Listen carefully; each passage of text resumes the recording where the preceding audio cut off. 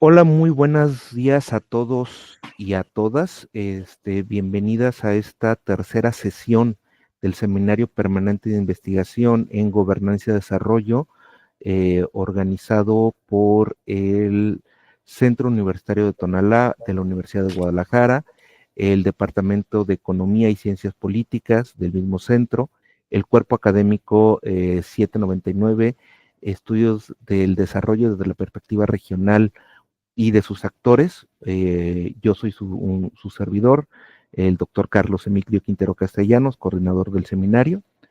En esta ocasión estamos en esta tercera sesión, siguiendo la temática del ciclo del seminario, estamos explorando pues una frontera historiográfica de la agroecología, cómo es que el concepto aparece en México, y pues para eso tenemos a quien, en mi opinión, eh, es el experto.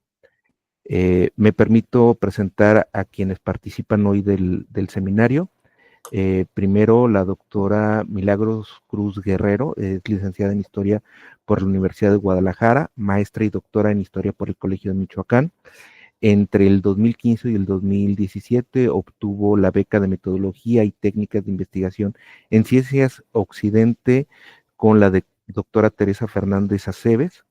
Sus líneas de investigación son historia de las mujeres, de la cocina y de la economía doméstica de género. Ha publicado acerca de la profesora de cocina Josefina Velázquez del León y de la maestra rural Ana María Hernández. Se ha presentado en varios congresos internacionales, como el 11º Coloquio Internacional de Historia de las Mujeres y de Género en México y el 12º Encuentro Internacional de Historiadores de la Prensa, el 16º y la 16ª reunión de historiadores de México, entre otras. La doctora Cruz será quien comente la conferencia del doctor Quetzal Argueta Prado, quien, la verdad, él dará mejor que yo, eh, pues el tema de la conferencia, una historia de la agroecología en México. El doctor Argueta Prado es un conferencista de lujo y me atrevo a decir uno de los perfiles con los que yo me siento más honrado de tener, sin menoscabo de ningún otro, de ninguna de las presentes, ni ninguno de los otros colegas. Y me permitiré también hacer una breve semblanza eh, de él. Es doctor en Historia por la Escuela de Altos Estudios en Ciencias Sociales en París. Es profesor en la Escuela Nacional de Estudios Superiores de la UNAM, Campus Morelia, y miembro del Sistema Nacional de Investigadores. Pertenece a la Sociedad Mexicana de Agroecología y a la Sociedad de Historiadores de las Ciencias y las Humanidades. Se interesa por la historia de la ciencia y la historia ambiental, y desde estas perspectivas ha trabajado sobre historia de la biología, la agronomía y la agroecología, los saberes campesinos y los procesos de modernización agrícola desde una perspectiva circulatoria y transnacional. Actualmente desarrolla investigaciones sobre las controversias ambientales y tecnocientíficas que produjo la modernización agroindustrial y el desarrollo de la energía nuclear en México en el siglo XX. Bienvenido, Quetzal, bienvenida, Milagros.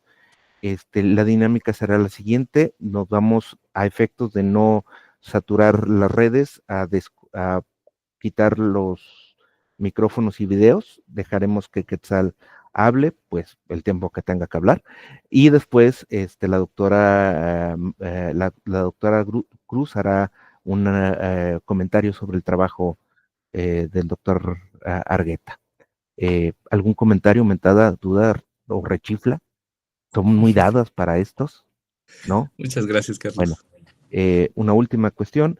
A nombre de las autoridades del Centro Universitario, maestra Mari Parga Jiménez, secretario académico, maestro César, secretaria administrativa, maestra Anice, directora de la División de Ciencias Económicas, Empresa y Gobierna, doctora Carla Contreras Tinoco, secretario de la división, maestro Armando Cambroni, jefe del Departamento de Economía y Ciencias Políticas, doctor Reginaldo González Telles, y jefa del Departamento de Emprendimiento, Comercio y Empresa, doctora Adriana Guzmán, y de toda la comunidad universitaria, bienvenido, bienvenida. Muchas gracias. Quetzal, no te quitamos más tiempo. Muchas gracias. Muchísimas gracias, Carlos, por la invitación, el espacio. Es siempre pues muy estimulante compartir los trabajos que uno está haciendo, pues en el ánimo de discutirlos y de pues ver qué piensan los colegas, ¿no? Las colegas, y en ese sentido le agradezco muchísimo a la doctora Milagros Cruz, pues que se dé el tiempo y el espacio, ¿no? Para comentar este trabajo, que tiene ya, digamos, una publicación, una primera publicación, un par de publicaciones, de hecho, pero en realidad yo considero que es, digamos, un primer acercamiento a un tema en el que queda todo por investigar, ¿no? Queda todo por hacer.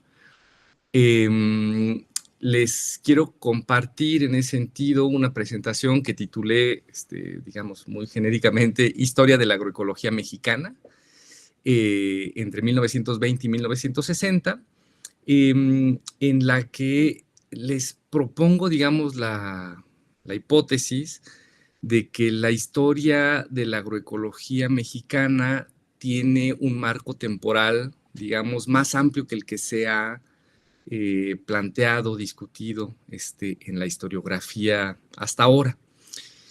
Y esto pues tiene muchas implicaciones, no solamente, digamos, para la historia de la agroecología, que ya es un tema en sí mismo, digamos, ampliar un marco temporal, ahora lo comentaremos más a detalle, sino que tiene implicaciones también, digamos, más generalmente para la historia de la modernización agroindustrial y para la manera, digamos, en que percibimos a las sociedades que nos antecedieron, ¿no? Puede parecer, digamos, una trivialidad decir que en el pasado la gente, pues tenía reflexividad ambiental, un término que comentaré también más a detalle adelante. Puede parecer como una obviedad decir que la gente de antes se preocupaba por su entorno, tenía conciencia ambiental, aunque este término pues no estaba todavía en ese momento, puede ser anacrónico, pero aunque pueda ser obvio decir esto, cuando revisamos la historiografía, pues pareciera que la gente en el pasado no tuvo conciencia de su entorno ni de los efectos que estaba teniendo o que estaban teniendo sus formas de vida, ¿no? Entonces, desde mi perspectiva, la idea es que a través de esta historia de la agroecología podemos discutir la reflexividad ambiental, las maneras como se modernizó el campo, la ciudad y demás desde una manera pues mucho más contenciosa, digamos, pensando la agencia de sujetos que hasta ahora se pensaba que no tenían agencia porque no tenían conciencia. Y bueno, esa es, digamos, la hipótesis. ¿Necesitas que proyecte algo? Sí, por favor, tienes toda la razón. ¿Me A ver, lo compartes? ¿o Ya lo comparto también. desde aquí? O ¿Puedes tú? creo que ¿Sí? sí, a ver. Ok. Entonces nosotros ya, para evitar saturación de red, nos quitamos, ¿sale? Quitamos nuestro video. Muchas gracias, Gracias, Quetzal. Carlos. Perdona. Ajá,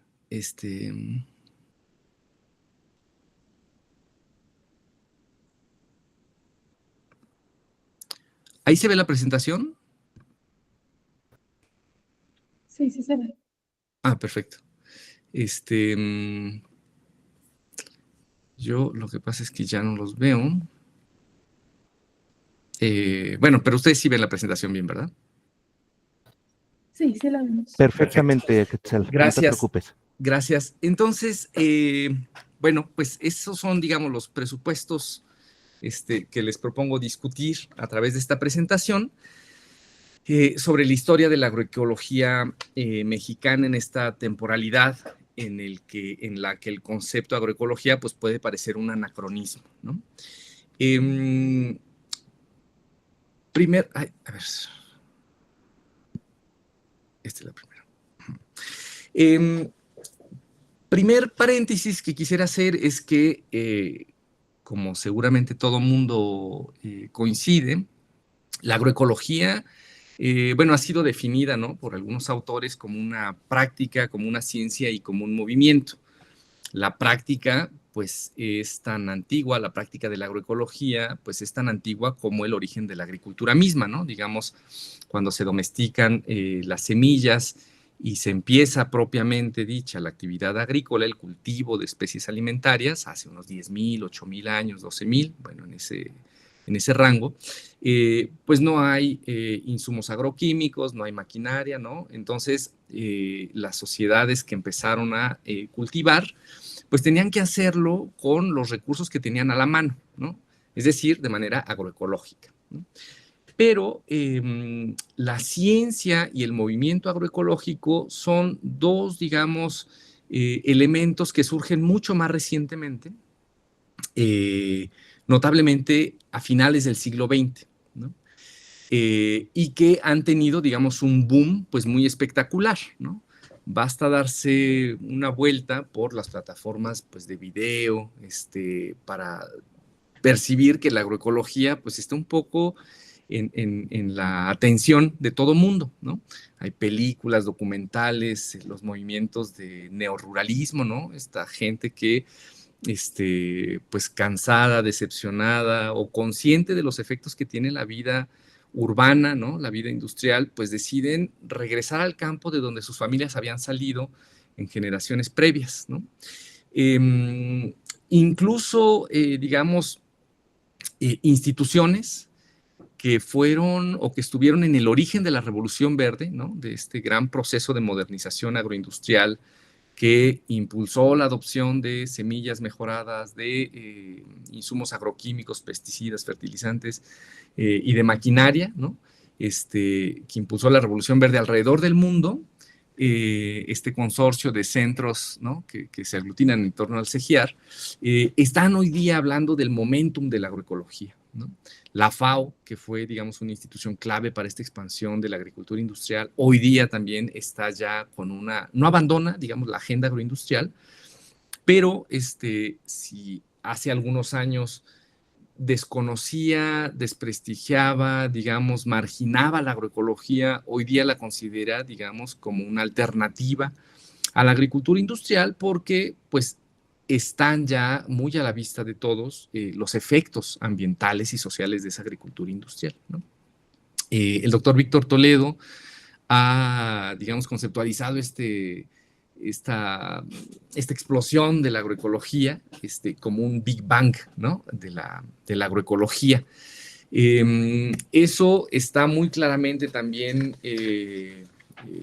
palpable, visible en el ámbito académico, ¿no? La cantidad de artículos que se producen ahora sobre la agroecología, pues es creciente y es exponencial.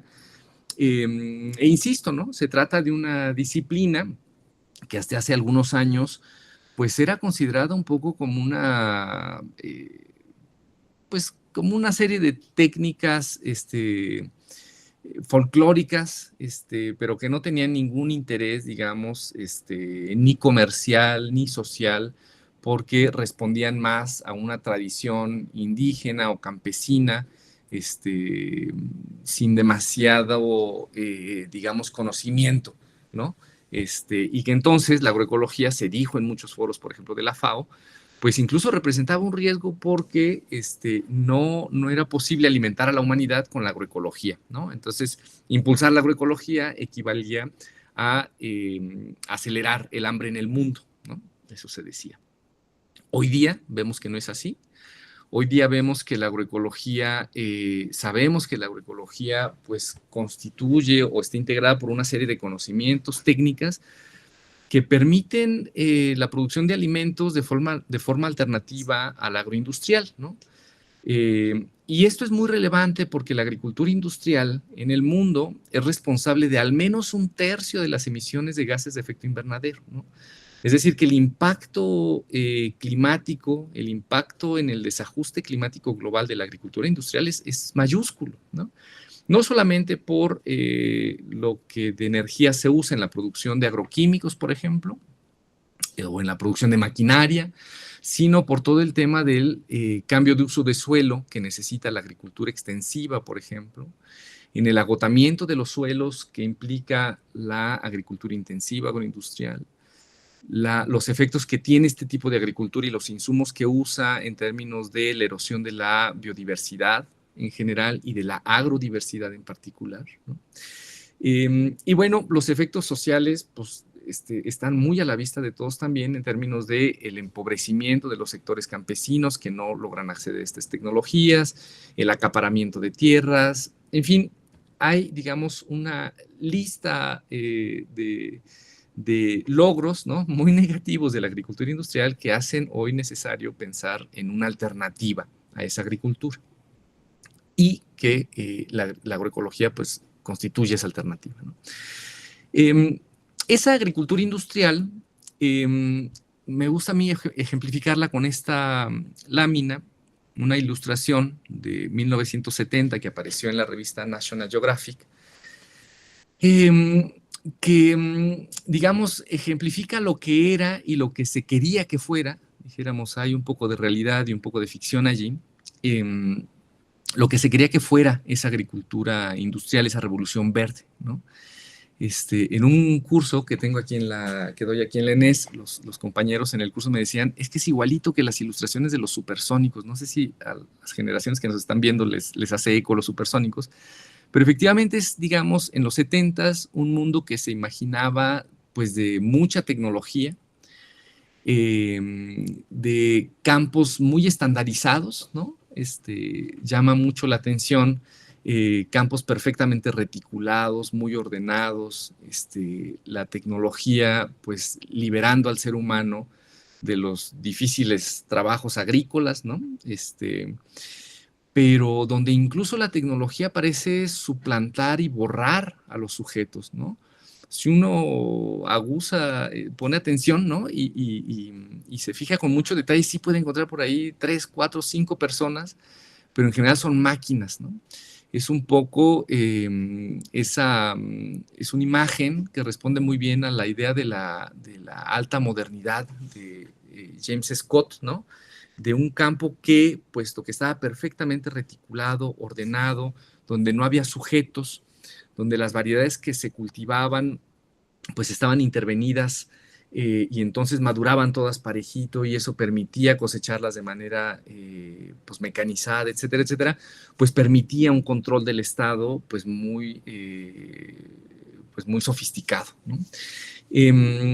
Esta es la agricultura que se desarrolló en los años 60 alrededor del mundo y que llamamos ahora agricultura industrial y que está en la base de este desajuste climático y de la biodiversidad muy grave que hemos comentado. Y esta agricultura industrial pues se desarrolló en la idea de producir más para una población creciente, para una población mundial creciente, para acabar con el hambre en el mundo, se decía, para producir más y entonces impulsar la industrialización de los países, ¿no? Para que la gente en el campo pues pudiera ser desplazada y que esos campesinos se volvieran trabajadores industriales, ¿no? Y para que la gente pues se fuera a las ciudades a impulsar este metabolismo urbano industrial, ¿no? Y que pues la producción en el campo fuera más automatizada, fuera más rentable, más productiva y pudiera alimentar a esa gente en las ciudades. En este contexto, la historiografía sobre la agroecología plantea que es justo en este momento, en los 60, 70, cuando surge la agroecología, ¿no? Como una reacción a esta agricultura industrial que va recorriendo el mundo, ¿no? Efectivamente, pues un texto clave, por ejemplo, es el de Rachel Carson, ¿no? En 1962, Una primavera silenciosa, donde esta periodista norteamericana pues se da cuenta de que hay unos efectos ambientales muy graves que están generando los pesticidas, ¿no? Y a partir de ahí hay una, digamos, según esta historiografía de la agroecología y en general de la historia ambiental, una toma de conciencia de la sociedad sobre los efectos que tiene y la agricultura industrial, pero más generalmente el metabolismo urbano industrial, ¿no? Los años 70 son los años, digamos, es el marco en que surge el movimiento ambiental en muchas partes del mundo, incluido México, ¿no? Y la gente protesta y por los desechos radioactivos que están en ese momento, digamos, causando mucha alarma, y por las emisiones contaminantes de las industrias y de los carros, ¿no? En México, por ejemplo, este es un antecedente importante de la política de Hoy No Circula, ¿no?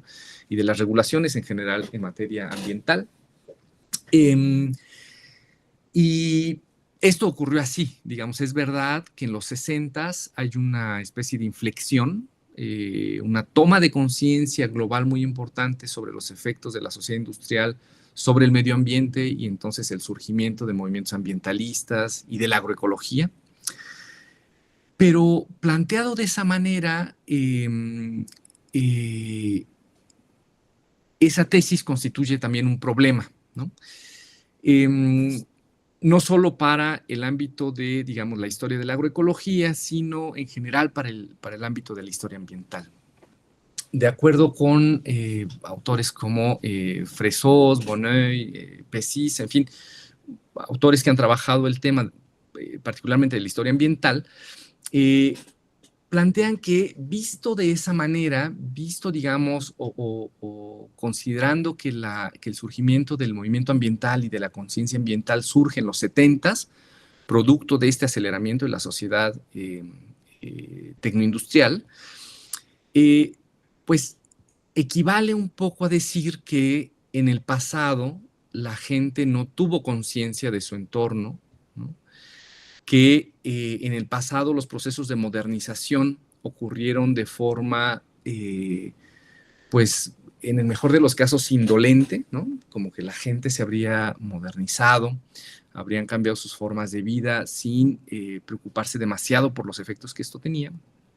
Y pues esto no es así, ¿no? Esto está particularmente anclado a una visión que está pues, muy difundida, digamos, en el ámbito de las ciencias sociales, a partir de la idea de la sociedad del riesgo, ¿no? Anclada, digamos, en toda la teoría de la modernización reflexiva y de la sociedad del riesgo que plantean Ulrich Beck y Anthony Giddens, entre muchos otros autores, que justamente plantean que a partir de los accidentes industriales en India de Bhopal o del accidente en Chernóbil, de la planta nuclear, pues la gente habría tomado esta conciencia, ¿no? Esto no es así. La gente desde mucho antes pues tiene conciencia de los efectos que sus formas de vida, sus formas de consumo tienen en su entorno. Y pues como botón de muestra, les comparto aquí un par de pinturas del mismo año. Son un par de pinturas que están en un libro de Matthew Beetz, Una ciudad en el lago. Ahora creo que lo tradujeron al español como La ciudad que perdió el lago, una historia ambiental de la Ciudad de México que es muy interesante. Beetz muestra cómo en 1949, es decir, en el mismo año, dos autores plantean dos visiones muy contrastadas sobre lo que la urbanización va a permitir, ¿no? Por un lado tenemos a Juan O'Gorman, digamos, imaginando que la urbanización y el desarrollo industrial de la Ciudad de México pues va a plantear o va a permitir pues un desarrollo urbano, calles con tráfico, ¿no? Empleo. Fíjense, allá al fondo se ve incluso el Popo y el Ista, ¿no? Cosa que pues hoy difícilmente ocurre, ¿no? Efecto de esa urbanización y efecto de ese desarrollo industrial, ¿no? Y por otro lado, un autor, un pintor mucho menos conocido, José Chávez Morado, pues imaginando el Valle de México, pues en una crisis socioambiental, ¿no? Bastante trágica, justamente como consecuencia de ese proceso de urbanización, industrialización. Entonces, no es verdad que la modernización industrial, el desarrollo urbano, la modernización agrícola, hayan sido procesos, digamos, que encantaron y obtuvieron la aceptación de todo mundo. También podemos encontrar en la historia pues casos de resistencia, de oposiciones, de búsqueda de alternativas a esos modelos, y es justamente los elementos que a mí me interesa estudiar en esta historia de la agroecología. Y lo que encontramos cuando estudiamos estas resistencias o estas voces, digamos, disonantes, que no se creyeron el discurso de la modernización, pues es que la resistencia a la modernización agrícola empieza mucho antes de los años 60, 70. También la búsqueda de alternativas, y en esa medida creo que podemos considerar o abrir el marco temporal de la agroecología a años previos. Para contextualizar esas resistencias, es entonces importante entender el proceso de modernización agrícola que ocurrió en México, ¿no? Y que empieza mucho antes que los años 70. Ese proceso de modernización agroindustrial empieza desde finales del siglo XIX, ¿no? Ahí están los trabajos del doctor Tortolero, que son muy claros a ese respecto sobre la búsqueda de modernización que tienen las haciendas en muchas partes del país. Y entonces les propongo revisar un primer momento este proceso de modernización agroindustrial que ocurre en México en la primera mitad del siglo XX, ¿no? Entender este proceso es muy importante para el ámbito agrícola porque ocurren tres procesos, digamos, de innovación o de invención o de descubrimientos en el ámbito agronómico, en la biología, y que se trasladan al ámbito agronómico, en el ámbito de la química y que se trasladan también al ámbito agrícola y en el de la mecánica industrial, que son muy importantes para entender esa inflexión que se produce en el siglo XX y que construye, digamos, la vía agroindustrial. Desde el origen de la agricultura, decíamos hace 8,000, 12,000 años, las sociedades han hecho, pues, fitomejoramiento, ¿no? Eso explica, digamos, la domesticación de los cultivos de interés alimentario, ¿no? Eso explica cómo en Mesoamérica se logró que el teocintle, ¿no? Un cereal pues, muy chiquito, de escaso valor alimentario, fuera domesticado, seleccionado y diversificado al grado que lo tenemos hoy, ¿no? 64 razas de maíz, me parece que están catalogadas, pues con unos rendimientos pues muy espectaculares, ¿no? Como de una semillita surge una planta que tiene 1, 2 mazorcas con miles de más granos. Eso fue porque las sociedades que nos antecedieron pues fueron seleccionando las mejores plantas, cultivándolas, cuidándolas, etcétera. Y eso es en sí un proceso, digamos, de fitomejoramiento, ¿no? Eso se venía haciendo desde el origen de la agricultura y a finales del siglo XIX ocurre, digamos, el descubrimiento o redescubrimiento más bien de las leyes de Mendel, que había planteado este asunto con las leyes de la herencia a mediados del siglo XIX. Se quedó un poco perdido el manuscrito. Cuando se localiza de nuevo a finales del siglo XIX, este trabajo de Mendel va a constituir pues una especie de mapa o de brújula que va a permitir acelerar el fitomejoramiento y conducirlo por una ruta, digamos, mucho menos aleatoria que la que habían seguido los fitomejoradores hasta antes, ¿no? De tener este documento a mano. Se va a poder, a partir de estas leyes de la herencia, producir variedades en mucho menor tiempo, variedades pues resistentes a los vientos, ¿no? Bajar el tamaño para que no se cayeran las plantas, variedades con más mazorcas, variedades resistentes a las heladas o que tuvieran procesos de desarrollo más cortos para que las heladas no les ganaran, ¿no? En fin, digamos que modular la biología de las plantas para producir variedades según la necesidad de tamaño, de maduración, de rendimiento que necesitaba el modelo agroindustrial, ¿no? Y a partir de eso se produjeron los híbridos, primero los híbridos dobles después, que son semillas que hoy día se siguen usando, ¿no? Y que permiten pues unos rendimientos mucho mayores que los maíces, digamos, campesinos tradicionales, criollos que les llamamos, ¿no? Por un fenómeno que se les llama de vigor híbrido, ¿no? Es una cuestión ahí agronómica. Bueno, pues eso fue posible, el desarrollo de los híbridos y de los híbridos dobles por el redescubrimiento de las leyes de Mendel que ocurre a finales del siglo XIX y que, digamos, estabiliza la técnica en los primeros 30 años del siglo XX. El segundo descubrimiento tiene que ver con el proceso Haber-Bosch, ¿no? Un procedimiento también descubierto a finales del siglo XIX, perfeccionado e industrializado en los primeros 30 años del siglo XX, que permitía tomar el nitrógeno del aire y convertirlo en amoníaco para usarlo como fertilizante en las plantas. Inicialmente el proceso Haber-Bosch tenía una finalidad militar, producir dinamita, pero después se encuentra la manera de funcionalizar, digamos, estos productos de síntesis química en el ámbito de la agricultura.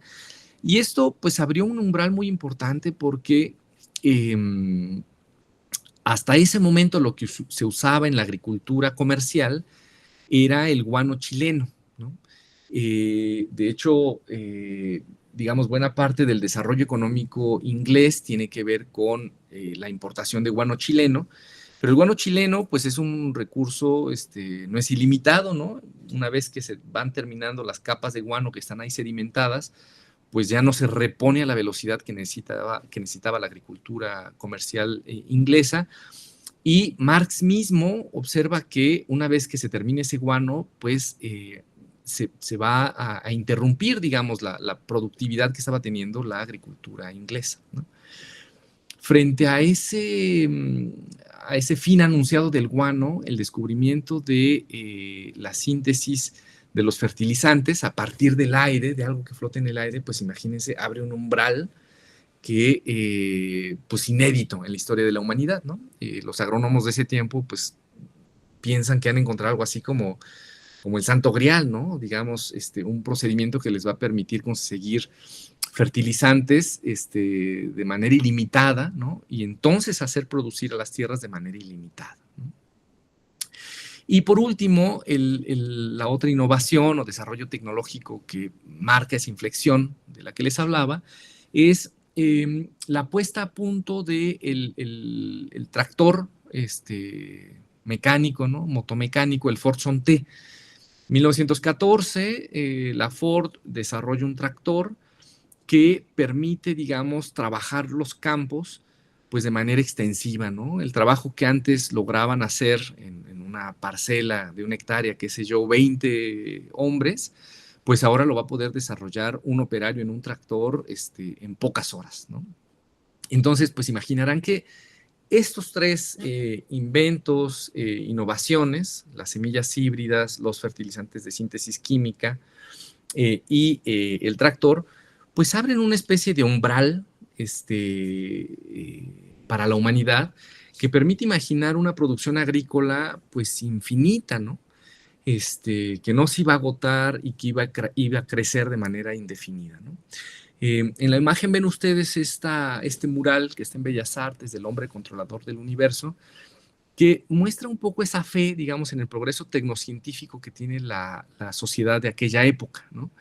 Imagínense ahí si, digamos, el hombre había podido controlar las fuerzas de la energía nuclear, ¿no? Las fuerzas del átomo, pues lo demás parecía casi un juego de niños, ¿no? Controlar la naturaleza, modular los procesos de fitomejoramiento, dejar de depender, digamos, de los nutrientes del suelo para entonces ponerle los fertilizantes, pues convertía a la sociedad de esa época, la sociedad de esa época se imaginaba un poco como unos dioses que podían artificializar los procesos y controlarlos para desarrollar el gran proyecto urbano industrial que venían soñando desde el siglo XIX. En ese proyecto de modernización se sumaron de manera pues muy activa los primeros gobiernos posrevolucionarios, ¿no? Recordemos que los sonorenses, digamos, el grupo político que gobierna México después de la etapa armada, a partir de 1921, su máxima, digamos, política era convertir a México en la Nueva California, ¿no? California ya metida en un proceso de modernización agroindustrial pues muy, muy intenso, ¿no? Y veían cómo, pues ahí no les quedaba lejos la frontera, el uso de tractores motorizados, de variedades mejoradas y de productos agroquímicos, pues podía incrementar los rendimientos de las parcelas de una manera espectacular, ¿no? Y entonces implementaron pues cualquier cantidad de estrategias para que esa agricultura industrial se implantara en México. Claro, en México pues había muchos problemas para implantar esa agricultura industrial, ¿no? El primero, pues el propio relieve del país, que no hacía sencillo poner a trabajar tractores, ¿no? En todas partes. Pero además, pues las prácticas agrícolas tradicionales que los sonorenses veían como una especie de causa del atraso nacional, ¿no? Recordemos que buena parte de las políticas y en el ámbito económico y en el ámbito educativo, por ejemplo, tienen que ver con modernizar a los pueblos indígenas, ¿no? Que dejaran de hablar sus lenguas originarias, que se vistieran diferente, que comieran diferente, por ejemplo, ¿no? El raquitismo de la sociedad mexicana en aquel momento está asociado pues a que no comen pan, ¿no? Porque el trigo es mucho más nutritivo que los maíces tradicionales, en fin. De esto la doctora Milagros nos puede contar mucho mejor lo que sucedía, pero digamos, hay un esfuerzo de estos gobiernos por revolucionarios por modernizar la agricultura tradicional a partir de la introducción de semillas híbridas, tractores motorizados y productos agroquímicos, ¿no? Este impulso modernizador es constante a lo largo de toda la primera mitad del siglo XX, independientemente, digamos, de la orientación ideológica de los gobiernos, ¿no? Incluso ante el cambio de gobierno, digamos, o con la llegada de Lázaro Cárdenas, se mantiene, digamos, una perspectiva modernizadora, fundamentalmente, digamos, en la idea de redimir al pueblo mexicano y mejorar sus condiciones de vida, ¿no? Si es necesario producir más para que la gente coma mejor, pues eso solo se puede lograr, de acuerdo a esos actores, con la modernización de la agricultura, ¿no? A partir de 1941, con la llegada al gobierno de Ávila Camacho y la entrada de México a la Segunda Guerra Mundial, pues se considera incluso como un imperativo, ya no solo, digamos, moral, como una política deseable, sino como un imperativo político, económico y militar, el que se dejara producir de forma tradicional y que se adoptaran esos implementos agroindustriales en las parcelas, ¿no? En 1942 se establece el Plan de Movilización Agrícola, digamos una economía de guerra en México, y en esa economía de guerra pues se consideraba que era importante no solamente el sector industrial, sino que, fíjense ustedes ahí, decían que en la lucha contra el nazifascismo y para asegurar la continuidad de nuestro futuro son tan importantes los soldados en las trincheras como los obreros en las fábricas y los campesinos en las parcelas. Los campesinos, obviamente, produciendo de manera moderna, ¿no? Agroindustrial. Hay incluso documentos o hay legislación que establece para este momento sanciones para la gente que cultivara todavía con coa o que sembrara variedades campesinas, ¿no? De maíz. Se establece la pena, por ejemplo, de retirar las tierras a quienes cultiven así. No he encontrado ningún documento que muestre que efectivamente se les confiscaron las tierras a los campesinos. Imagínense, después de la revolución y de la reforma agraria, pues eso hubiera sido un tema muy polémico, pero se establecieron dijéramos, se estableció esa en la legislación y yo creo que habla muy bien, digamos, de el imperativo modernizador de la agricultura que tenían esos gobiernos en aquel momento, ¿no? Este impulso de modernización pues recibe, digamos, un empuje muy importante a partir de 1943, cuando llega a México la Fundación Rockefeller y establece la Fundación Rockefeller una oficina de estudios especiales que se va a encargar, digamos, en coordinación con la Secretaría de Agricultura, de impulsar esta modernización, ¿no? Se crean campañas pues muy amplias, ¿no? De programas de radio, pósters que se pegan en las parroquias, de desarrollo de híbridos en el país, de procesos de transferencia tecnológica, ¿no? Esta es una historia mucho más conocida y justamente a partir de la llegada de la Fundación Rockefeller se entiende que empieza, digamos, la configuración de la revolución verde, ¿no? De estos llamados paquetes tecnológicos integrados por semillas mejoradas, agroquímicos y maquinaria agrícola, ¿no? Les decía que, perdón, y esta oficina se establece en México y, digamos, va a ser el punto o la oficina que posteriormente irradia a otras partes del globo estas tecnologías, ¿no? Digamos, México en ese momento se constituye como una especie de laboratorio transnacional en el que se configura, se estabilizan estos procesos agroproductivos y que después son trasladados a otros países, ¿no? Les pongo aquí algunos recortes de la época, del periódico de la época, donde se muestra, pues, por ejemplo, cómo la SEP se involucró en esta modernización agroindustrial, ¿no? Se les pedía a los maestros rurales, pues, que fueran apóstoles, ¿no? Como emisarios de esta transformación agroproductiva. Hay documentos que muestran cómo se les pidió también a los párrocos, ¿no? De los templos de las comunidades que difundieran en sus misas dominicales cómo la agricultura tradicional pues era una barrera para el desarrollo nacional, ¿no? Y cómo cultivando con medios agroindustriales pues podían los campesinos tener una mejor vida, ¿no? La embajada norteamericana estuvo involucradísima a partir de la llegada de la Rockefeller, con proyecciones de películas en las ciudades, en los pueblos. Les decía que se imprimieron pósters que se pegaron por todos lados. Se armaron vagones de tren con como, digamos, cines ambulantes, ¿no? Que andaban, y camioncitos, combis que andaban por todo el país, por las comunidades, por las brechas, recorriendo las brechas y proyectando unas películas que hizo la Metro Golden Mayer, ¿no? Se le encargó a esta casa productora de Hollywood que mostrara cómo la agricultura industrial pues, nos iba a sacar del atraso, del hambre, ¿no? Y nos iba a apalancar como una nación pues desarrollada, ¿no? En México. Programas de radio, en fin, una lista interminable que muestra, digamos, que la modernización agroindustrial pues fue un proyecto de Estado y que el Estado empeñó todos los recursos que tenía a la mano para que esto sucediera. Sin embargo, como les decía, este proceso que empieza desde 1920, o que yo he estudiado desde 1920, pues no fue, digamos, adoptado de manera acrítica, mecánica y reflexiva por las sociedades de aquel momento, ¿no? Al revisar este proceso de modernización agroindustrial, lo que encontramos también son, pues digamos, como anomalías, ¿no?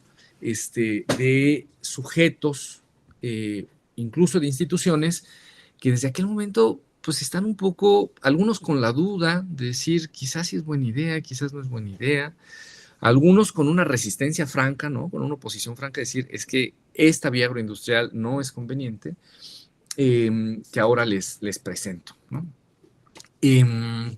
Bueno, decirles primero que esta resistencia al modelo urbano-industrial, no solo a la agrícola, a la modernización agrícola, sino la crítica a la modernización urbano-industrial, pues está presente desde muy temprana época, ¿no? En aquel momento, pues se promueve esta estandarización de los cultivos, de los monocultivos, ¿no? Desplazar a la milpa, esta asociación de calabaza, frijol, maíz, pero con muchas otras especies también, para establecer monocultivos, ¿no? Que fueran pues mucho más rentables y que se pudieran trabajar de manera motomecanizada. Les pongo ahí una foto del modelo de granja que propone en 1925 Seferino Domínguez. Es un personaje muy interesante, no hay tiempo ahora para contarles la biografía, pero decirles que es un tlaxcalteca de origen muy humilde que se casa con la hija de un hacendado y por lo tanto tiene acceso a pues, muchas parcelas, tiene un espíritu experimental muy vivo y entonces empieza a experimentar con muchas variedades. En fin, sus trabajos lo llevan a ser considerado en Estados Unidos como el rey del maíz y sus técnicas empiezan en Estados Unidos a ser adoptadas desde muy temprano momento. Pero acá se los planteo como un ejemplo de alguien que está pensando que el monocultivo pues, no es necesariamente la mejor solución por los efectos ambientales y agronómicos, ¿no? Cualquiera que ha estado en contacto pues, con una parcela y con los cultivos sabe que si tiene de una sola variedad, de una sola especie, pues ya es muy riesgoso. Si además de una sola especie es de una sola variedad, pues es muy riesgoso porque caen los saltamontes o cae alguna plaga o cae alguna variación climática y entonces los efectos pues, son desastrosos en toda la parcela, ¿no? En cambio, cuando en una parcela pues no solo hay un cultivo, sino hay varios, pues hay mayor resiliencia, ¿no? Hoy día eso lo llamamos la permacultura. Luego pensamos que es un concepto y un diseño pues muy reciente, muy novedoso. Y miren ustedes que en 1925 Seferino Domínguez estaba planteando la conveniencia de esas granjas diversificadas, ¿no? Se ve quizás muy chiquito, pero en ese modelo pues hay una diversidad de especies que tenían que ver con la resiliencia de las familias que vivieran en el campo, ¿no? Estos planteamientos, digamos, a contracorriente del modelo agroindustrial, están presentes no solo en actores, digamos, que podríamos pensar como excéntricos, ¿no? Un sujeto, pues un hacendado ahí con espíritu emprendedor y que está experimentando, sino miren ustedes lo que dice Alfonso Romandía en 1932, que es funcionario de gobierno, ¿no? O sea, y habla en una exposición ganadera como enviado gubernamental, ¿no? Y en esa exposición ganadera, pues dice que hay que volver a la tierra como válvula de escape, ¿no? Frente a la idea de que lo mejor era ir a las ciudades y trabajar en las fábricas, dice él que lo mejor que podemos hacer es regresar a los campos para que desaparezca el espejismo engañoso de la ciudad, ¿no? Donde se esconde la miseria vergonzante y a donde acude el campesino atraído por una vida que considera más cómoda, ¿no? Piensen ustedes, es por esta época en la película de Los Olvidados de Luis Buñuel, ¿no? No toda la gente en ese momento estaba cegada por la luz del progreso, por las comodidades de la vida urbana, por la potencialidad de la industria, sino que como Luis Buñuel, pues recordemos, retrata que ese metabolismo urbano industrial pues tiene unas facetas muy lúgubres, ¿no? Muy negativas, y que entonces quizás sea mejor regresar al campo, ¿no? Romandía Ferreira, entonces funcionario gubernamental, reflexionando esto públicamente, ¿no? Creo que tiene su importancia. Se planteó también, por ejemplo, el riesgo de desplazar o de introducir los tractores, porque decían en aquel momento algunos actores, pues es que México no produce tractores, México no produce refacciones. ¿Qué va a pasar cuando se descompongan los tractores, ¿no? Vamos a quedar, digamos, sometidos a las potencias, la Unión Soviética y los Estados Unidos, de dónde tendríamos que importar esos tractores, ¿no? Hay un riesgo geopolítico, se decía. Se decía también que los tractores iban a ampliar la frontera agrícola, ¿no? Que ahora, como iba a ser posible sembrar parcelas más grandes, pues íbamos a tener que deforestar o cambiar la vegetación de los suelos para esos fines, y que eso iba a tener implicaciones en el clima, ¿no? La idea de que hoy día finalmente nos dimos cuenta de, digamos, la correlación entre nuestras formas de producción y deforestación y el cambio climático y los regímenes de agua, pues no es actual, ¿no? Tiene muchísimo tiempo que eso está claro, y cuando uno lee estas voces, pues se da perfectamente cuenta de que la gente en el pasado decía, pues es que no podemos tumbar este bosque porque este bosque es importante para que llueva. Y el que llueva aquí, pues es indispensable para la vida de nosotros, ¿no? Había también reflexiones en torno a la idea de la alienación, ¿no? Esta idea de que la mecanización pues iba a producir algo así como autómatas, ¿no?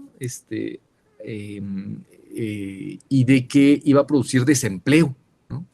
De que las máquinas, en vez de traer pues, progreso, desarrollo, o que los traerían para algunos sectores, pues para la mayoría de la población lo que iba a pasar es que iban a desplazar a la gente de sus trabajos y de que los que estuvieran trabajando en esas máquinas iban a terminar alienados, ¿no? Piensen ustedes en esa película Tiempos Modernos de Charles Chaplin, ¿no? Donde el sujeto, a fuerza de repetir el mismo gesto productivo, ad infinitum, termina, digamos, convertido en un engranaje más de la máquina y por lo tanto en un sujeto, pues, reemplazable, ¿no? En ese metabolismo industrial.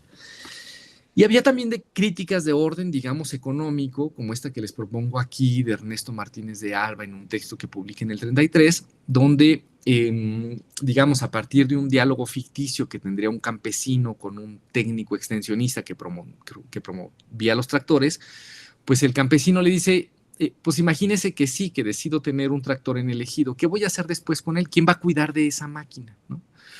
Va a haber necesidad de un mecánico al que habrá que pagarle, mientras que la gente, pues se va a quedar parada la gente, los campesinos que antes trabajaban en la parcela, pues a orillas del campo, ¿no? Voy a tener que comprar gasolina, mientras los pastos que antes comían los animales de tiro, ¿no? Pues ya no van a tener utilidad esos pastos, ¿no? Y si antes yo la vaca, el buey me lo comía, cuando ya no trabajaba, pues ahora ese fierro, si se descompone, pues se va a quedar ahí en desperdicio, ¿no? ¿De dónde vamos a sacar dinero para ese gasto, ¿no? Digamos, la reflexión era que esa modernización agroindustrial y en particular la introducción de los tractores, pues iba a romper, digamos, esa economía circular, que ahora conocemos como economía circular, de las parcelas campesinas, ¿no?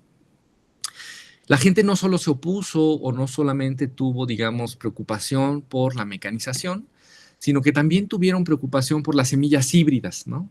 Estas semillas que prometían mayores rendimientos, la capacidad de estandarizar los cultivos, pero que pues eran delicadas por varias razones, ¿no? Miren, en 1941, Carl Sauer, que era, digamos, pues una eminencia muy reconocida en Estados Unidos y en toda América Latina en el ámbito de la antropología, de la geografía cultural, profesor de Berkeley, Carl Sauer fue consultado por la Fundación Rockefeller en 1941, o sea, antes de que viniera la Fundación Rockefeller a desarrollar su programa de modernización agroindustrial en México. Sauer fue consultado sobre, pues, qué le parecía ese proyecto, ¿no? Y como pues, pueden ver ustedes ahí en la lámina, pues dijo que era la peor de las ideas, ¿no? Porque podía tener un efecto desastroso en la biodiversidad local, ¿no? En la destrucción de genes del maíz, un efecto muy negativo en la economía y la cultura local y que mejorarían los norteamericanos en no desarrollar ese programa en México. ¿Por qué decía eso Sauer? Bueno, pues porque Sauer estaba al tanto pues ya de los trabajos, por ejemplo, de Nikolai Vavilov, ¿no? Que desde los 20s y en los 30s habían desarrollado trabajos en México. Nikolai Vavilov, biólogo genetista ruso, soviético, que determinó los centros de origen de las plantas cultivadas en el mundo, ¿no? Y que encontró que México era centro de origen del maíz, entre muchos otros cultivos, y que al ser centro de origen, México tenía, digámoslo así, un banco de germoplasma irreemplazable y de importancia económica y alimentaria para el mundo entero, ¿no? Si en algún momento había una erosión genética, una plaga, un desastre climático, etcétera, que afectara a los maíces norteamericanos, por ejemplo, pues México tenía esa diversidad, esa agrodiversidad de maíz que podía restituir los maíces norteamericanos, ¿no? Entonces, era un poco como poner dentro de un banco de germoplasma pues unos gusanos barrenadores o unas polillas que pueden afectar eso, ¿no? O sea, era una cosa muy grave lo que estaba observando Sauer. Había ocurrido ya en Estados Unidos para el 41 estos fenómenos de las bolas de polvo, ¿no? Las dust balls en el cinturón maicero norteamericano en el norte del país, fruto de la agricultura intensiva extensiva, fruto de la agricultura industrial, que habían terminado de erosionar los suelos agrícolas y pues estaban produciendo unas tormentas de polvo que generaron pues esas migraciones que se observa en la película Las uvas de la ira, ¿no? De Steinbeck. Y había ocurrido ya también en Puerto Rico unos desastres por unos huracanes que habían puesto, digamos, en unas condiciones de vulnerabilidad muy fuerte a la población. Las islas habían sido transformadas, digamos, en plantaciones bananeras por empresas norteamericanas. Esos cultivos bananeros habían, digamos, desplazado la agrodiversidad local. Y esos monocultivos, digamos, cuando llega el huracán y los tumba, pues ponen en un predicamento a la población que no tiene nada que comer ni nada que vender, ¿no? Entonces los monocultivos para este momento son ya una pésima idea y por eso Sauer dice, no desarrollen este programa en México. Eran además una mala idea los híbridos dobles porque, como había demostrado el ingeniero León, Eduardo Limón en la Estación Experimental de León, esos híbridos dobles pues no estaban adecuados, digamos, a las condiciones agronómicas mexicanas, ¿no? Eran quizás muy productivos en Estados Unidos, pero en cuanto cambiaban de altitud, en cuanto la variación, digamos, de riego cambiaba, o cuando entraban en competencia con otras especies locales, pues ya eran muy poco productivos, ¿no? En la foto ven ustedes maíces híbridos que fueron ensayados en este campo experimental, ¿no? Y pues que se demuestra que salían todos raquíticos y que no, o sea, no estaban adaptados a la agricultura mexicana, ¿no? Pero además, en las comunidades, a partir, digamos, de una historia oral que hicimos en comunidades, pues encontramos que estas semillas y esta modernización agroindustrial, pues era vista con mucho escepticismo, porque, pues, por ejemplo, y eso es algo que las mujeres tenían muy claro, las variedades híbridas pues eran muy insuficientes para las necesidades alimentarias de estas comunidades, ¿no? En México, como ustedes saben, hay un maíz específico que se utiliza para, qué sé yo, tortillas, otro para totopos, otro para atoles, otro para pinoles, unas hojas que se usan para los tamales, para los uchepos. Es decir, la diversidad del maíz responde a la diversidad de usos del maíz, ¿no? Y esa diversidad de usos del maíz es constitutiva, digamos, de las culturas mesoamericanas. Entonces, pensar que esa agrodiversidad podía ser reemplazada por una sola variedad de maíz, pues era pues algo inconcebible para la gente, ¿no? Además, para los campesinos era algo así como una aberración usar esas semillas, porque si bien los híbridos permitían una productividad mayor en las parcelas, que eso está a discusión, bajo qué condiciones se podía, las semillas híbridas cosechadas en las parcelas no podían ser resembradas, ¿no? El vigor híbrido se pierde en la segunda generación. Y esto entonces obligaba a las comunidades, o obliga a quienes siembran semilla híbrida, pues estar comprando cíclicamente esas semillas. Entonces, pues imagínense ustedes unas comunidades acostumbradas a sembrar las cosechas de manera permanente, ¿no? Lo que uno cosecha lo siembra, lo que uno cosecha lo siembra. Pensar en que las semillas que uno cosechaba no las podía sembrar, pues era una aberración total, ¿no?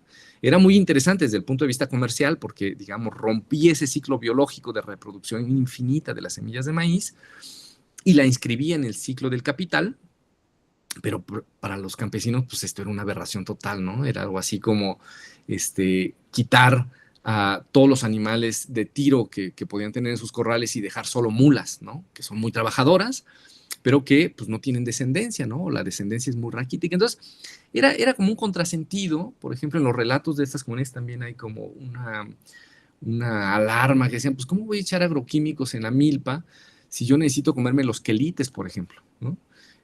Pues sí, me van a controlar los chochos o me van a controlar algún patógeno de la milpa, pero pues me van a correr al resto de especies que a mí me sirven para alimentarme, ¿no? Entonces era muy contraintuitivo todo esto y la gente se opuso de tal suerte que no hubo, digamos, una modernización irreflexiva como pretendía Beck o como pretende alguna literatura de la modernización agrícola en México, ¿no? Pero fíjense que no solamente hubo resistencias, y con esto voy cerrando la presentación, no solamente hubo resistencias, sino que en los documentos de la época podemos encontrar que la gente, digamos, pues estaba buscando alternativas también, ¿no? La gente no solamente se opuso, digamos, al modelo y a los insumos agroindustriales, sino que, digamos, sabiendo de, digamos, lo difícil que es la producción agrícola, pues buscaba una modernización por una vía no industrial, ¿no? Entonces ahí en la lámina les presento, por ejemplo, a dos sujetos que pues son muy interesantes, Eduardo Limón y Pandurán Kankoji. Recientemente vi un artículo sobre Eduardo Limón y sus trabajos en el campo del fitomejoramiento, un libro publicado por el Colmex sobre los ingenieros de México. Se los recomiendo muchísimo, de Netzahualcóyotl Gutiérrez. Y estos personajes pues buscaron formas de fitomejoramiento que no rompieran, digamos, el ciclo biológico de las semillas y que mantuvieran, digamos, y que aumentaran la productividad, pero sin perder esa capacidad de resembrarse en cada ciclo, ¿no? Entonces, por ejemplo, Pandurán Kankoji desarrolló por métodos de, pues digamos, polinización abierta, métodos agronómicos que permiten mantener esa productividad, desarrolló dos variedades, el teomaíz y el maíz granada, pues que eran maíces muy altamente productivos, ¿no? Por ejemplo, el teomaíz, frente a las plantas, digamos, convencionales de maíz que producen 1 o 2 mazorcas por planta, el teomaíz, y está ahí la foto, aunque no se ve suficientemente grande, pero el teomaíz producía 10 mazorcas por planta, ¿no? Una cosa así muy extraordinaria. No tenían demasiado grano las mazorcas, pero imagínense el interés, dijéramos, para el ámbito ganadero, ¿no? Para el forraje que tenía esta planta, ¿no? O el maíz granada, que era un maíz, digamos, conformado por 3 mazorcas, parecían 3 mazorcas, en realidad era una, donde el lolote era muy raquítico y entonces era mucho más grano, y que, insisto, los campesinos podían resembrar indefinidamente, ¿no? Edmundo Taboada, otro agrónomo chapinguero, que encontró un método de mejoramiento vegetal que permitía incrementar la productividad de los maíces sin perder su capacidad de resiembra, ¿no? Eso frente a las semillas híbridas, por ejemplo.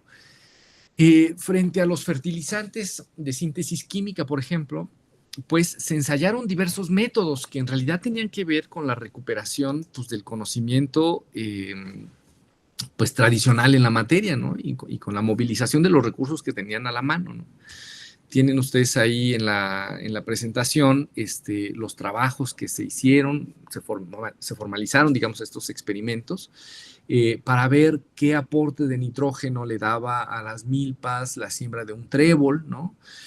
Qué aporte de nutrientes le daba a la tierra otro tipo de cultivos forrajeros, de abonos animales, por ejemplo, ¿no? Se ensayó pues, el estiércol de vaca, los estiércoles, pero incluso, por ejemplo, los desperdicios de los rastros, ¿no? Que procesados, pues son una fuente de nutrimentos muy importante para las parcelas, ¿no? Y en muchos casos se demostró que frente a los fertilizantes de síntesis química, estos orgánicos pues no solamente permitían un mayor incremento de la producción en el corto plazo, sino que el aumento era permanente, ¿no? Cosa que no tienen los abonos de síntesis química, ¿no? Y lo mismo frente a los pesticidas, pues se ensayó el control biológico de plagas, la rotación de cultivos, el uso de métodos mecánicos, redes, trampas, en fin, un abanico, digamos, de posibilidades que surgieron y que se experimentaron en ese momento que permitían prescindir de los insumos agroquímicos porque pues, se consideraban o tóxicos o caros, por ejemplo, ¿no? Frente a la mecanización, la verdad es que hubo mucha menos resistencia, pero hubo una reflexión, digamos, de decir, bueno, no estamos negados a la mecanización, pero reflexionemos en qué casos sí es útil mecanizar nuestros cultivos y en qué casos no. O pensemos si la solución es no hacer una compra, digamos, individualizada de tractores, sino como ocurrió en los ejidos, por ejemplo, hacer un uso colectivo de la tecnología, ¿no? Entonces, como pueden ver ustedes, hubo, digamos, una reflexividad ambiental de los efectos que podía generar la agricultura industrial y una búsqueda de alternativas, ¿no? Frente a esta industrialización. Y esto, creo, con esto cierro, es indicativo, pues, insisto, no solamente de esa conciencia ambiental ya desde los años 20, como pudieron ver ustedes, y esa conciencia ambiental no solo se tradujo, digamos, en una resistencia a la modernización, sino en la búsqueda de una modernización alternativa. La gente en aquel momento no solamente dijo, no queremos saber nada de transformar la agricultura industrial, la agricultura tradicional, perdón, sino que queremos transformarla de otras maneras, ¿no? Control biológico de plagas, asociación de cultivos, abonos orgánicos, socialización de la tecnología, etc. Con esto, creo yo que estamos primero ante una serie de evidencias que nos permiten plantear que la agroecología no surge en los años 60, 80, como se piensa convencionalmente, sino que surge desde mucho antes, desde los 20, en esta actitud de alerta, resistencia a la modernización agroindustrial. Y por lo tanto hay que abrir el arco temporal de la agroecología, cuando menos del movimiento agroecológico y de la ciencia agroecológica. Pero además hay que pensar que esta resistencia a la modernización agroindustrial no implicó un rechazo a la modernización, sino la búsqueda de una modernización alternativa. Y esto es importante porque con mucha frecuencia se considera, digamos, a las poblaciones indígenas y campesinas, pues un poco como poblaciones suspendidas en el tiempo, ¿no? Como atávicas, como amarradas a sus tradiciones, pues que no se mueven, ¿no? Que no innovan, que no experimentan, etcétera, pues nada más alejado de la realidad, ¿no? Como hemos podido ver, las sociedades en el pasado se opusieron a este modelo, pero además buscaron alternativas que partían quizás del conocimiento tradicional, de las prácticas tradicionales, pero que apuntaban en una trayectoria distinta del agroindustrial, ¿no? En ese sentido, creo que la historia de la agroecología inicia desde los años 20 y que la búsqueda por un mundo, digamos, pues sustentable, un mundo de relaciones económicas más justas, ¿no? Un mundo con unos usos del tiempo, con unas formas de vida alternativas a las que hoy tenemos, pues tiene una historicidad mucho más larga, y que en esa experiencia, digamos, acumulada al menos desde finales del siglo XIX, principios del siglo XX, pues existe, digamos, una experiencia, una caja de herramientas que no deberíamos, digamos, desconocer ni echar por la borda, porque hoy, frente al desafío, digamos, del antropoceno, ¿no? Pues es una experiencia humana que nos es indispensable para reinventar ese futuro, ¿no? Quizás en ese sentido el futuro de la humanidad no está tanto en imaginar cosas demasiado innovadoras hacia adelante, sino en recordar esas alternativas que ya estuvieron, digamos, en práctica, en uso en sociedades pasadas, para de ahí construir, digamos, el futuro, ¿no? Entonces, bueno, pues les agradezco la atención y me interesará mucho, doctora Milagros, conocer su perspectiva. Gracias.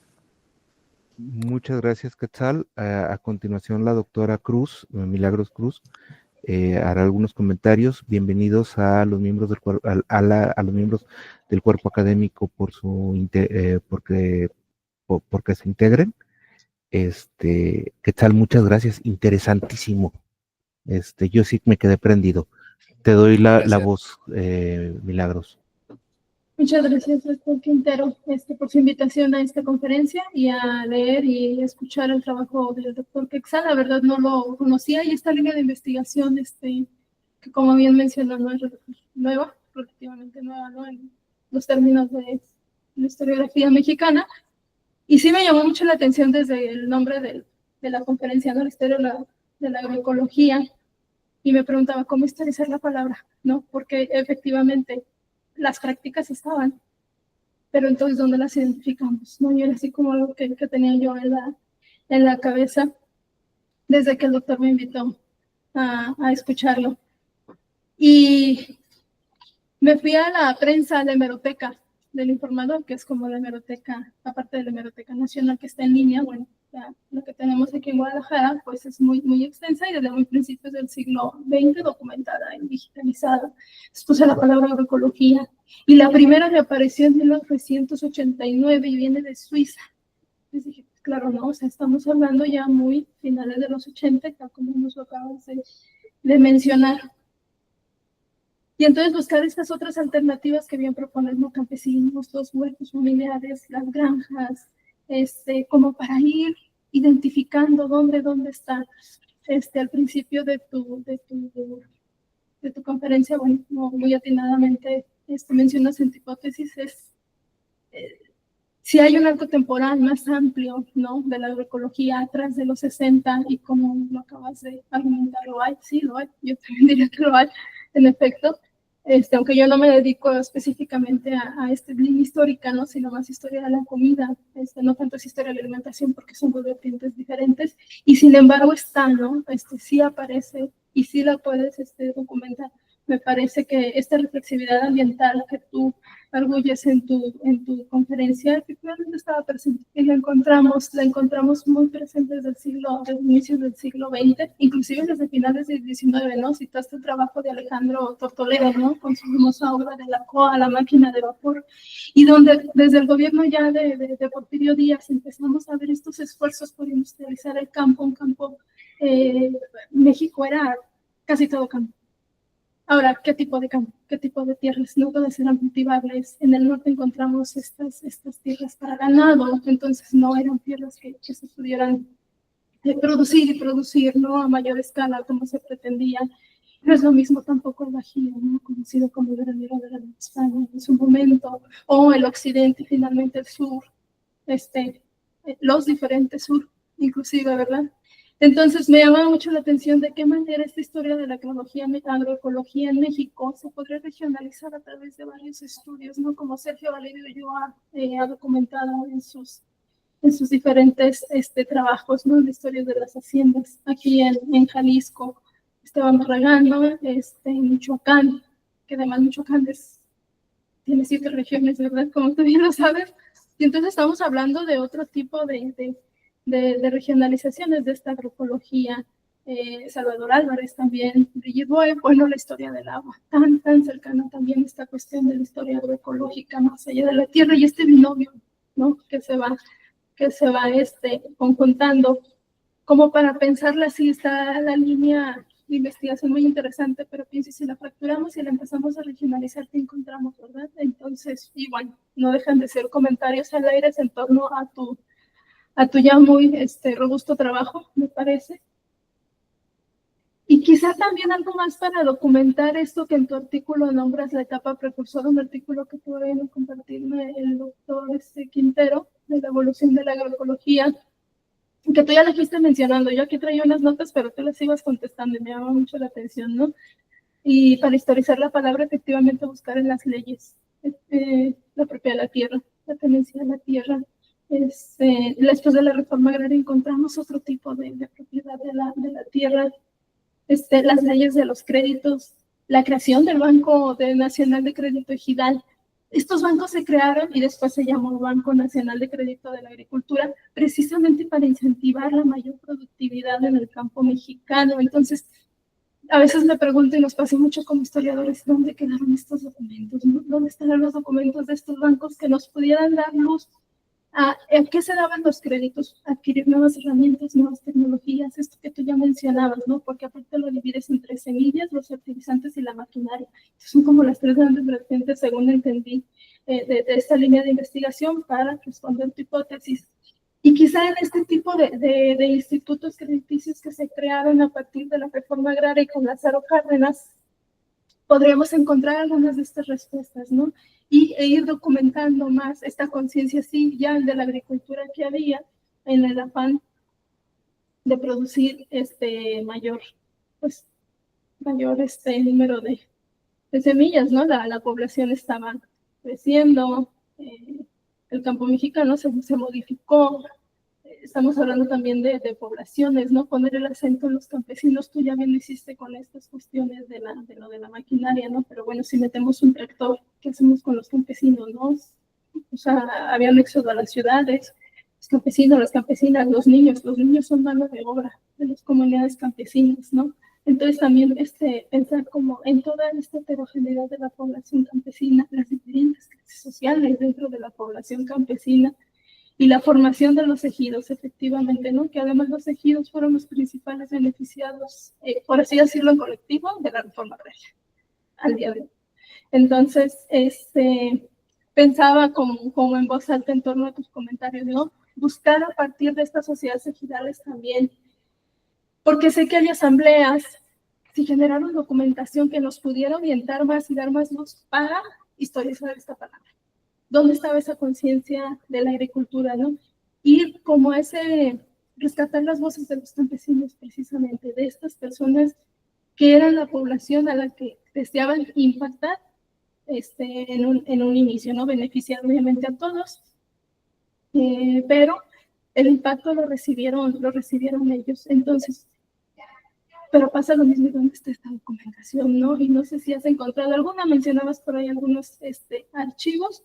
Me parece eso como bastante interesante, pero estas voces de ellos, si queremos ver como la conciencia, cómo la aterrizaríamos en este caso.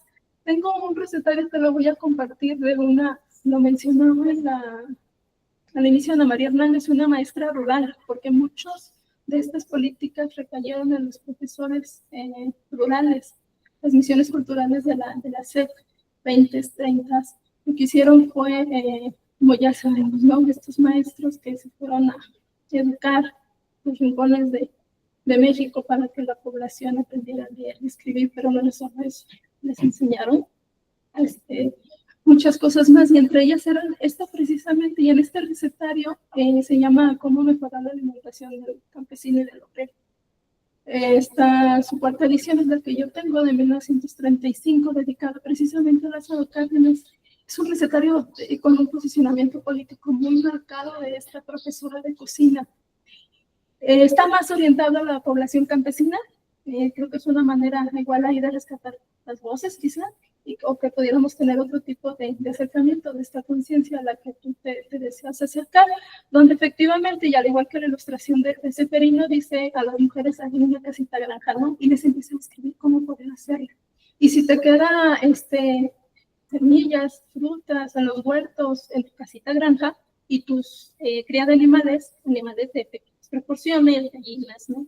En fin, puedes hacer industrias caseras, ¿no? Y estamos hablando entonces de un círculo económico muy interesante que también encontramos en este recetario, bien varios, pero como así con este posicionamiento, no encontré tantos. Yo soy una maestra rural, te lo voy a compartir por si te sirve. Está muy, muy interesante, y quizá ahí podremos tener también o obtener otro tipo de información. ¿Qué más? Bueno, sí, hay muchas resistencias a la modernización, básicamente es lo que más, siempre que hablaba de modernización, y recordaba mucho el inicio de la obra de John Román de Zapata. La revolución la hicieron campesinos para que cambiara. Y ese es el eterno prácticas y discursos finalmente cuando se habla de modernización, es que no queremos que nada cambie, pero como están las cosas no nos beneficia tanto, ¿no? Y ahí se encuentra todo este tipo de discursos que tú vas encontrando y que nos fuiste narrando a través de películas, de ilustraciones, pero también en las prácticas, y entonces en las prácticas sí sería como interesante abondar un poco más, pienso yo, para encontrar esto que tú ya tienes muy bien armado, muy bien argumentado, pero estaría como interesante, uno, regionalizarlo, y dos, como aterrizar, ¿no? Más en las voces campesinas. Son muy difíciles de encontrar siempre las voces de estas poblaciones, porque en su mayoría no tienen cuentas. Eso es así, ¿no? Y aparte estaban acostumbrados a una cultura material, y la cultura material del campo no tenía que ver con maquinaria, no con nada de de eso. Entonces, tratemos de ponernos como en los pies de estas personas de inicios del siglo XX y decir, pues no, hay muchas resistencias, evidentemente, a este tipo de campañas que hubo después de la reforma agraria. Me parece que el gobierno de Lázaro Cárdenas, en esta etapa que tú manejas del 20 al 60, viene a ser como un parteaguas temporal. Yo quizá pondría un poco más el acento también ahí. El reparto agrario, Ávila Camacho, bueno, hubo más políticas también, aunque ya no hubo tanto reparto agrario dentro de su presidencia. Inclusive había hasta protestas, me parece, porque entregó tierras que no eran fértiles, no eran cultivables, ¿no? La novela de Juan Rulfo Llano en Llamas, nos dieron la tierra, pero pues eso no se puede. Es una protesta a este reparto. Y quizá mirar más de cerca las secretarías de Agricultura de cada una de las presidencias en estos años. ¿Cuáles eran? Que ya lo mencionaste, ¿no? Estaba también muy interesante. Igual yo traía ahí como el comentario de cada una de estas presidencias y cuáles son las iniciativas y en qué fue lo que trabajaron. Y quizá ahí también poder como aterrizar un poco más de este tipo de conciencia, de la que todavía me gusta mucho este argumento que tú manejaste. Y bueno, me parece que sí lo tienes bastante armado. En general, sí está muy interesante, me parece que sí tienes mucho de dónde abarcar, porque efectivamente irnos más allá del año 60 hacia atrás. Aparte me gustó mucho cómo empezó tu conferencia, no la empiezas de la actualidad y te fuiste hacia atrás para argumentar esto precisamente. Pero me parece bastante interesante esta parte. Y sí, en efecto, bueno, esto que mencionabas también de la agricultura industrial, ¿no? Se creía mucho que el mexicano, y lo vas a encontrar en este recetario que te voy a pasar, y no se creía, es una realidad. Basaba mucho su alimentación en tortilla, en chile y en frijol, y era la tríada.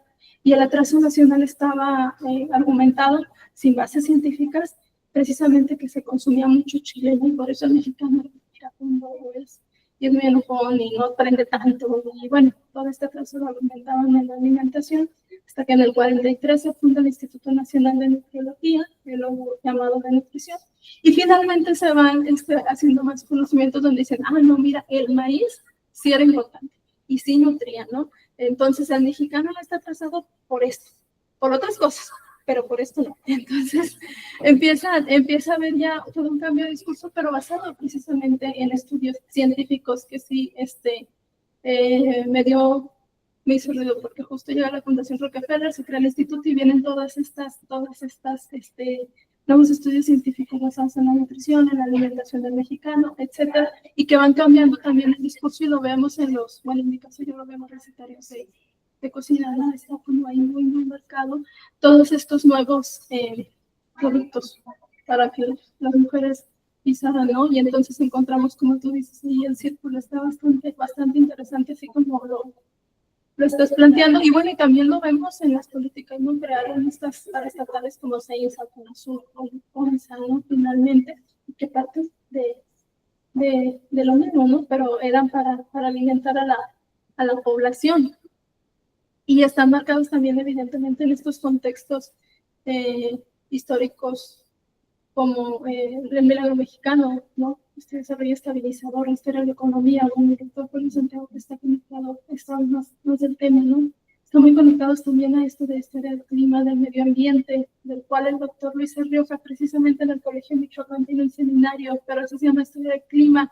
Y tu línea de investigación conjunta todos estos, ¿no? Todas estas líneas finalmente que se pueden argumentar, pero bueno, están también, mirar como estos otros horizontes. Pero en particular sí pienso en estos dos, ¿no? Cómo rescatar las voces de los campesinos, de qué manera traerlas para aumentar la conciencia de ellos.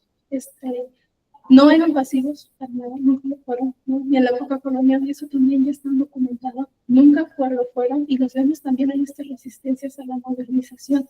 Me parece muy interesante cómo puedes a través de tu trabajo también argumentar esta otra parte de esta población que en colectivo se organizaba, protestaban, se resistían, y alzaban las voces de alguna o de otra manera, pero lo hacían. Y quizás lo podemos encontrar más en estas cuestiones de los ejidatarios, ¿no? la vieja guardia granista, me parece que también ahí podría dar luz a tu trabajo sobre estos temas. Pero bueno, sin ánimo de extenderme más, me gustaría dejarlo aquí porque, como te comento, bueno, yo no soy especialista en historia de la agroecología, pero el término me parece y la línea de investigación está muy interesante. Te felicito, la verdad, por lo bien armado que lo tienes, cómo lo has manejado, cómo lo has documentado y pues bueno, quedo en eso de pasarte el recetario. Si me pasan tu contacto al doctor Quintero, te lo mando por correo hoy mismo. Muchas gracias, Milán. Muchas gracias. De las cosas que me gusta de coordinar seminarios es que me convierto en un pequeño dictador y entonces me permito hacer cosas que en otros espacios no podría hacer. Primero quiero agradecer a la doctora Cruz por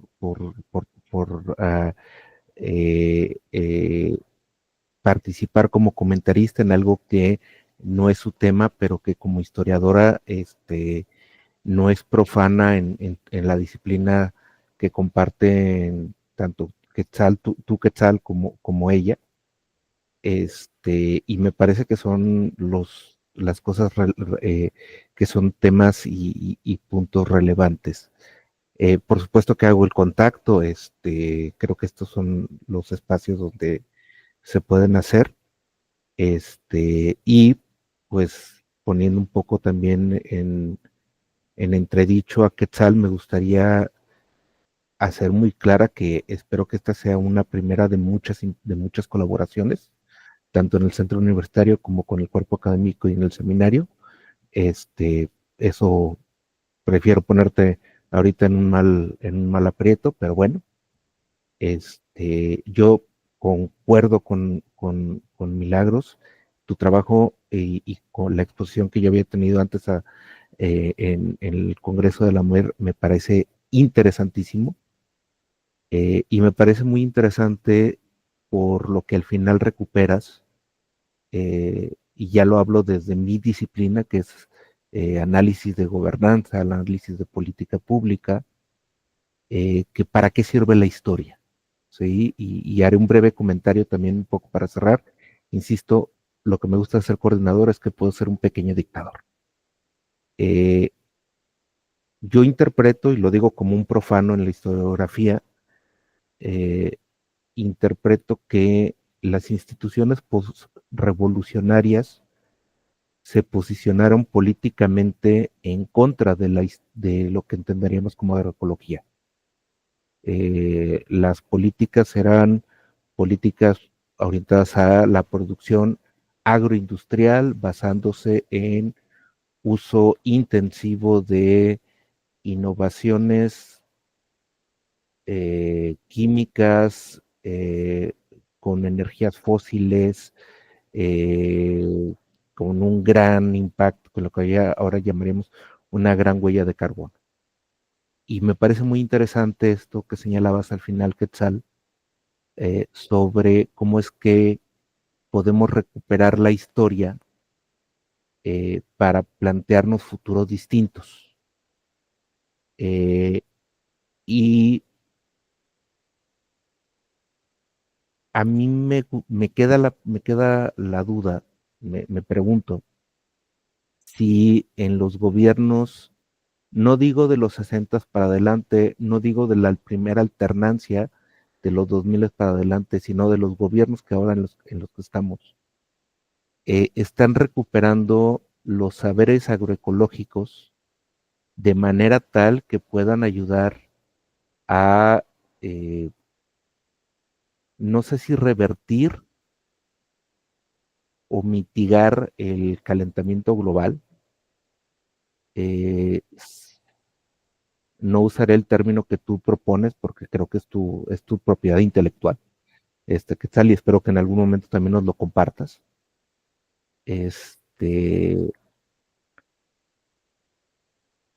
Si se está haciendo de una manera más allá del mero proselitismo, ni siquiera quiero decirlo a nivel discursivo porque ya implicarían otras cuestiones, sino que ya hablamos de utilizar realmente saberes para revertir todos los problemas que ya son de carácter existencial. No, eso no sé si sea una pregunta que se pueda responder desde la historia, más bien como personas que estamos en estos ajos, en estos berenjenales, tendremos que verlo, pero me entusiasma mucho que se historice, conocer estas historias que están pues escondidas.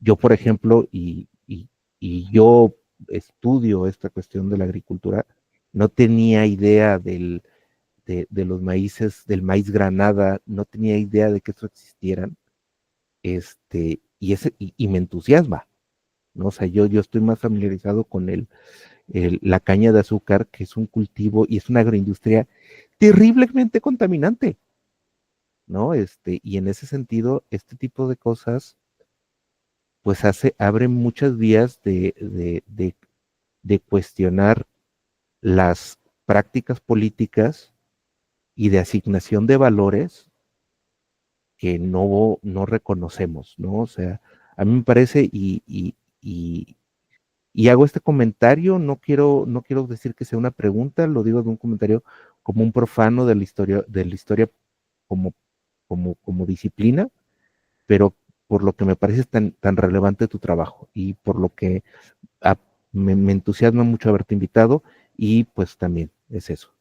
No sé si quisieras decir algunas palabras para cerrar antes de ya cerrar, si el doctor Santiago quisiera hacer algún comentario, no sé, también, ¿no? Gracias, Carlos. No sé si el doctor Santiago quiere intervenir, me dice yo, No. paro.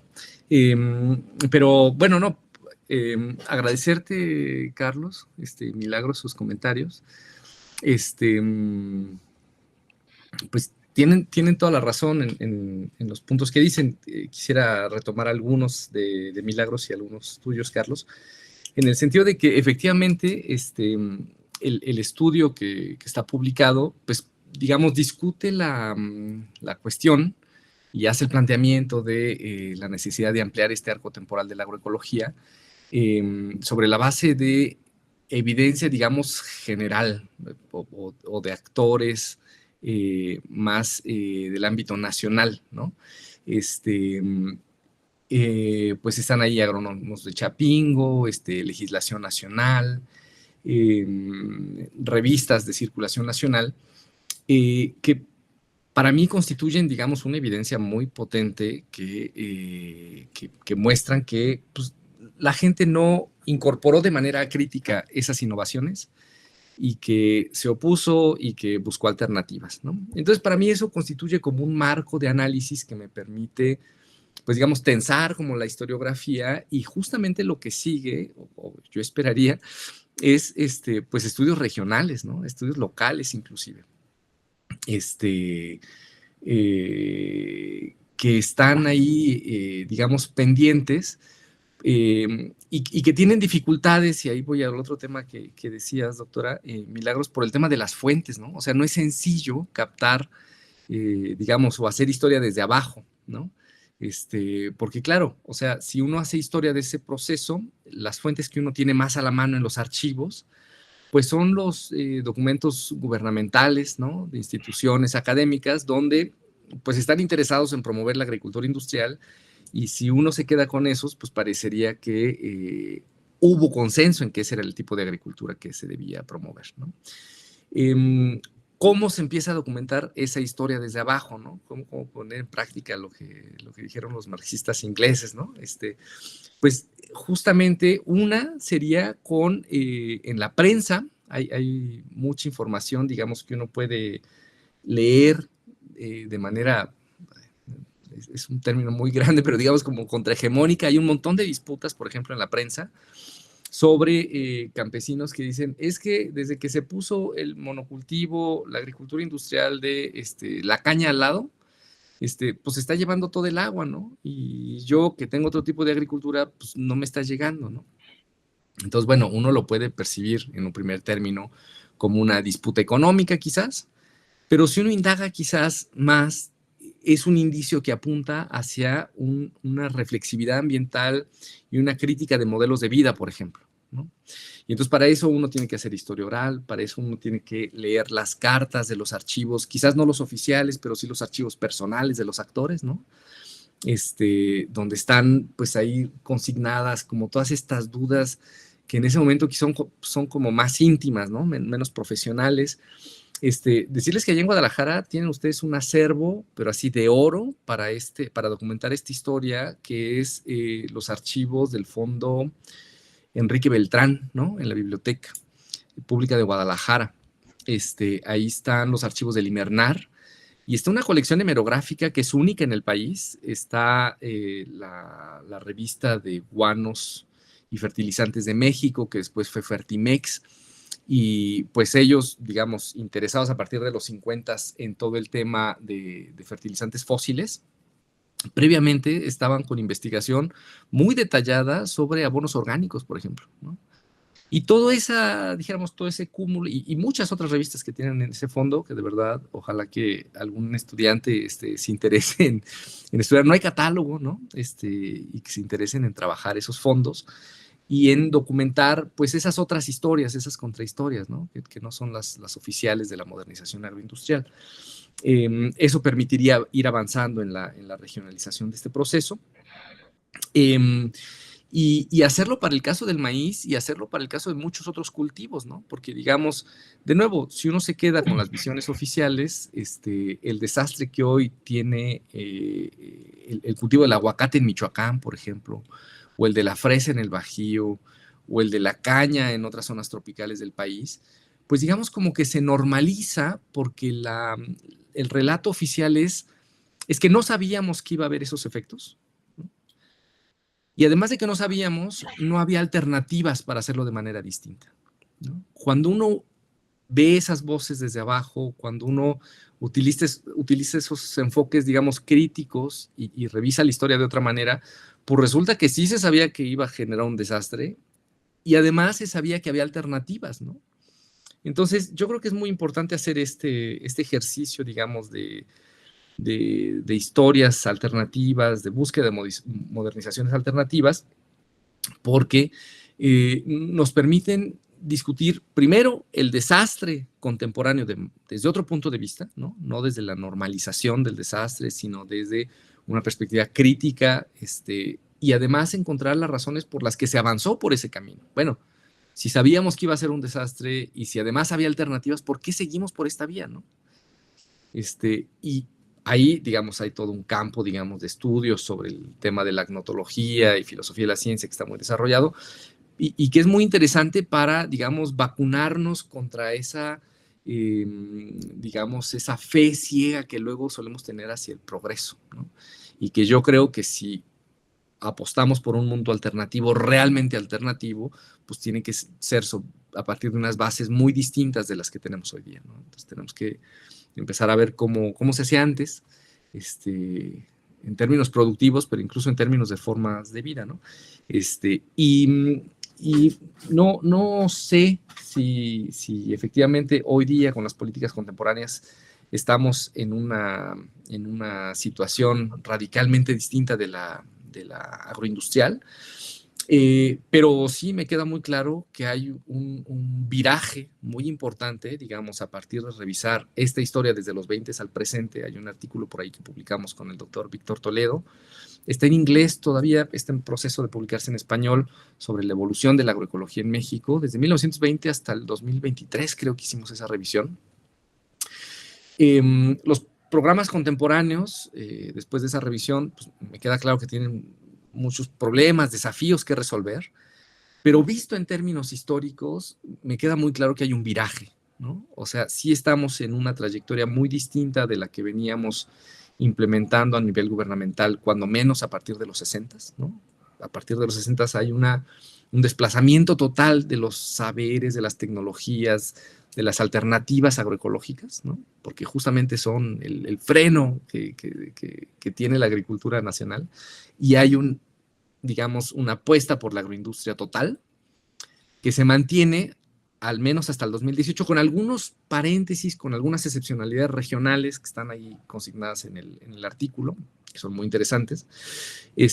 Pero digamos, como política de Estado, sí estamos a partir del 2018 con, por ejemplo, Sembrando Vida o con algunos sectores de producción para el bienestar, desde Secretaría de Agricultura, en una trayectoria distinta, ¿no? Insisto, hay cosas por resolver, pero hay un cambio de trayectoria muy, muy importante que responde, digamos, pues, a la conciencia de los gobiernos actuales, pero pues un poco también al cambio de rumbo que tiene la agricultura a nivel mundial. Es decir, es insostenible la agricultura industrial más allá del ideológico, en términos energéticos simplemente, ¿no? O sea, está muy claro que el declive del petróleo está ocurriendo y que nos vamos a quedar sin fertilizantes de origen fósil en poco tiempo, ¿no? Entonces hay que acelerar ese cambio agroproductivo, esa transición agroecológica, como se le llama, que también hay que problematizarlo,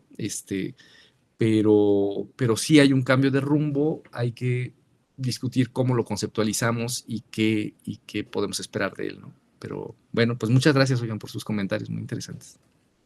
Muchas gracias, Quetzal.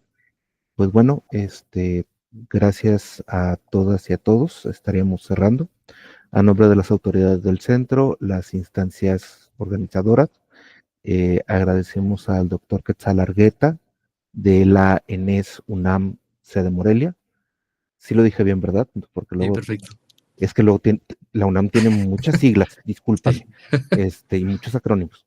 A la doctora Milagros Cruz, de aquí del CUTONALA, y a todos los participantes, doctor Luis Santiago, gracias por asistir, a la doctora Castellanos que tuvo que salir, pues bueno, muchas gracias a todas y a todos. Hasta luego, buenas tardes. Gracias.